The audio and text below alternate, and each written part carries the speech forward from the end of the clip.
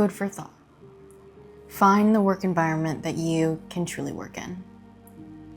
And once you can hone on in that skill, expand it to different places. It might seem strange to think about it, but studying, working, focusing, all takes practice. All you need to do is just practice that skill. It's gonna come from a student perspective, but I hope you can alternate it and throw it into your circumstance, because this is the perspective that I have currently. So throughout high school, I was very school-oriented.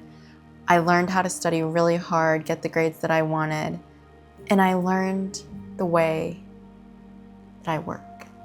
I learned that I like to have my headphones on, having music going, and just zone out and just focus. Focus on the work.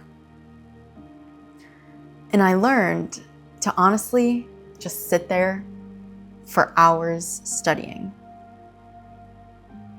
Obviously, I got up to get water, to use the restroom, or bodily needs, pause. But I learned to just sit there and focus.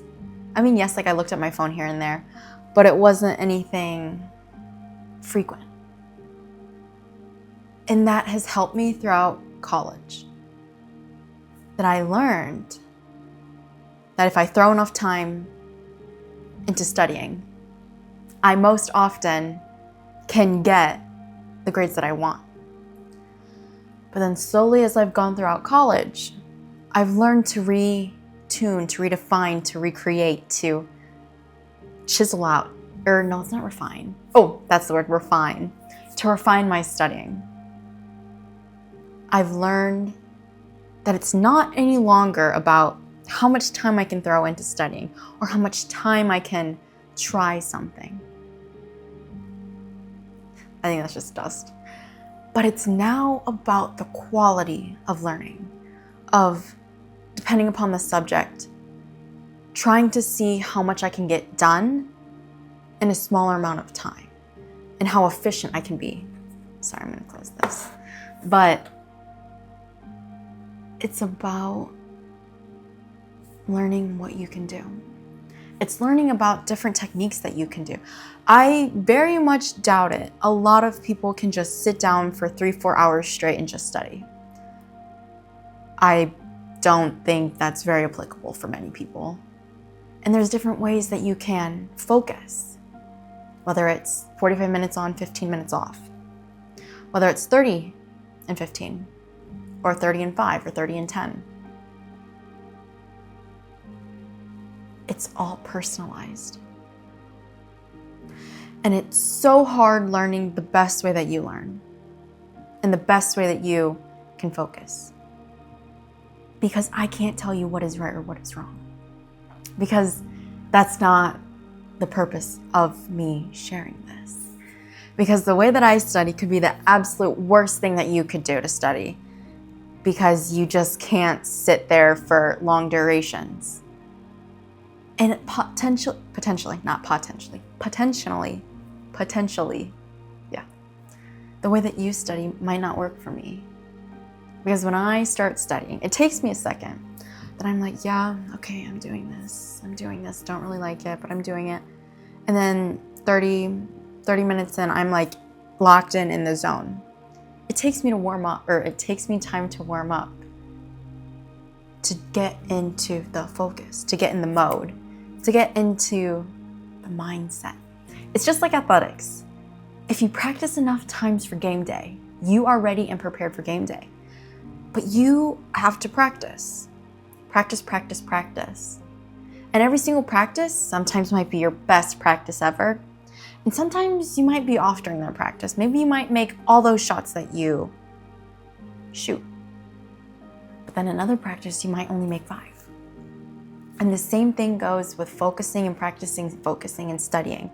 And even just being diligent with your time. Is that some days you are going to be on the ball, on the game, you are focused, you are locked in game mode. Then other times you could just be like, I'm I really don't want to focus, but I'm going to do this task because I have to. But I'm going to try to get into the zone. And then you never do, and that's okay. Something is better than nothing. Something is better than nothing. I can get very in my head when I write. Not a very flowy writer. It takes me a second to get warmed up with writing, maybe like a day or two. And then I can get better and I can get a flow going and whatnot. It's just a really rusty skill that I don't always use, obviously. And that's okay. My spike is definitely not in literature. I don't know. I say literature, but some people say literature. I say literature, but in the writing sector or the English sector. It's not my cup of tea, but I can do it if I am supposed to do it, let's say. But it just takes time. It really does.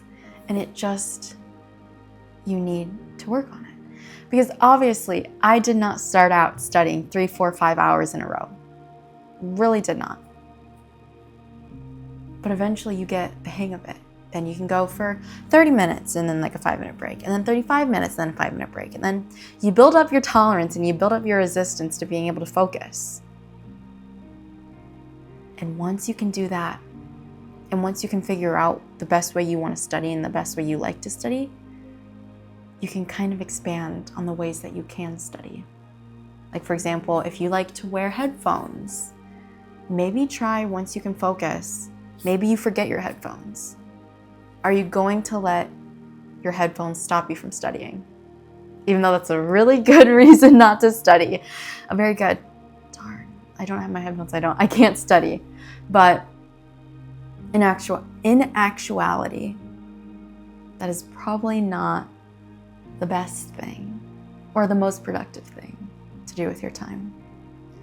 And sometimes you just have to challenge yourself to do it. Maybe a library where people are whispering, and to challenge yourself in that way. Or when you're in public, you go to a cafe. People are talking, the coffee grinder is grinding the coffee beans. You can smell the coffee, you can hear people talking. You hear chairs being put in and out. Can you work during that? Can you still be productive? But it all comes down to you finding the way that you like to work. And it's so similar to the idea of how do you learn. Whether you're an audio person that likes to listen to things or hear the person speak, and then they can learn. Or if you're a visual learner, you can learn by seeing things. Or if you're, I don't know the right word, but it's like a hybrid or something that you can both hear and see things, and that's the way that is the best way for you to learn. It's just all personalized. And the only way that I say is to practice. Because, one of my friends, she's a international business law, I think it's definitely international business and marketing. That's her major. And she was like, Emma, how do you study? And I'm thinking, I can just jam out and work on practice problems till the cows come home. It's just a saying. It's a funny saying. It's like until forever, basically. I can't really study that long, but I can study for a hot second. But regardless, she was like, Emma, how do you study? And I was like, I can just do practice problems. I can just try to practice how to think and try to understand what they're asking and then just solve it. But for her, hers are more conceptual in the sense of you have a definition and use it within this context. So the way that I would do it would be completely different in the way that she learns it, in the way that she does it. Because if I were in her shoes and I was trying to apply definitions, I would want to first learn the definitions.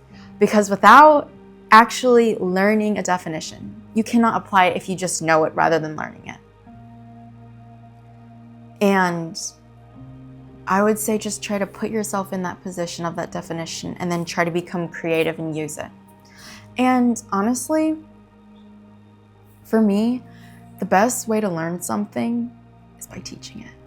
It is wild to think about it, but I remember, I forget what I was doing, but I had to do ALEKS for my class. It's basically just a program that you have to complete a pie, like it's like a pie chart, and each little wedge or piece of the pie is a subject or a topic. Yes, a topic. And each topic has like subtopics from the perspective of you have to complete these many topics to get this pie wedge of the pie completed, and you want to fill up the whole thing regardless. And I pretended, I think I was like trying to like talk myself through it and like how to do it, and I did it. And when I took organic chemistry,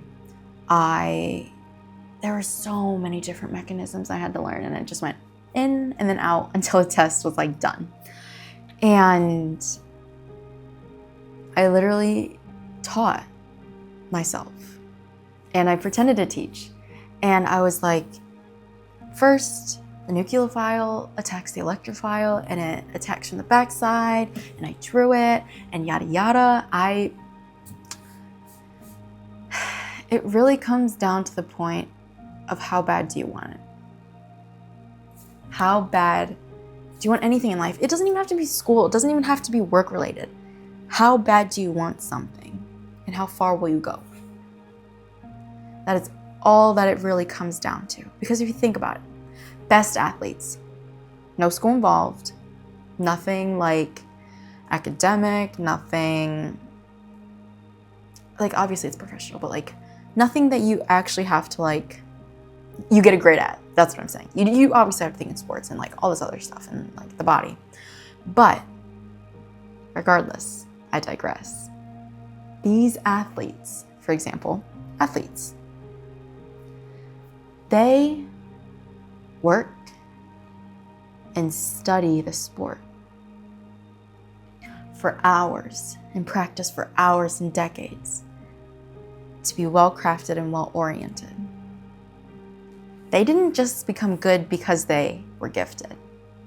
They were good because they worked at it. And same thing goes for chefs. They do not come out of the womb chopping up carrots, frying potatoes, and just bam, filet mignon. No. They go to culinary school, or they teach themselves, and they go work in a restaurant for years, and then they open up their own, and it doesn't matter what field you're in. All it comes down to is the way that you learn, and then the way that you continue to learn, and how efficiently you can learn, and then you can grow, and then you can decide the different things in the different places that you can learn. Because once you figure out that you can learn, and you are teachable, and you can learn, you are unstoppable. Because no one can take away what's up here. Not a single soul can take away from your head. I've said this story before, but a friend of mine, she's an international student, and when she transferred beforehand, she was a lawyer and worked in law. And she has credentials, school, yada yada. She went to a school before this school. And she had probably almost 100 credits, okay? And she transfers to my school. None of her credits transfer. And she told me, Emma, it's absolutely devastating that they did not transfer over. But that is okay. They cannot take what is up here. Because I asked her, or I don't even remember what I asked her, but she said, if I would have come to this school straight from her country before, or like straight from her country, not attending the school that she attended before mine, kind of trippy, but yeah. She attended 2 schools, the second one's mine. She said that her English would not have been as proficient as it is today. And that timing is at its finest. And that everything you learn, oh my goodness, everything you learn, I'm not gonna clap, it's too loud, but everything you learn builds on itself. And it only starts. I shouldn't say that. And it can exponentially grow. And it can grow crazier than you would ever believe. once you learn how you like to learn. Food for thought.